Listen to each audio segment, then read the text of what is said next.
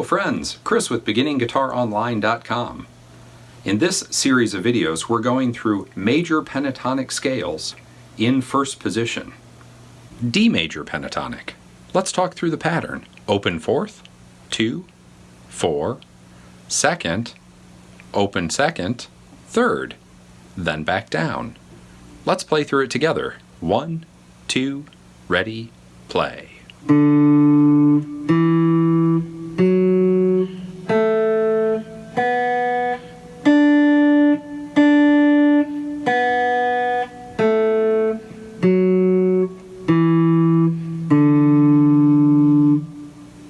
Happy practicing. As you continue to be more comfortable with these pentatonic patterns, you'll notice how they're found in some of your favorite songs and some of the greatest songs of all time. A well-developed set of pentatonic patterns is one of the most useful tools any guitarist can have in their toolbox. If you haven't already, click subscribe below and leave us any questions or comments down below. You can also visit us online at BeginningGuitarOnline.com.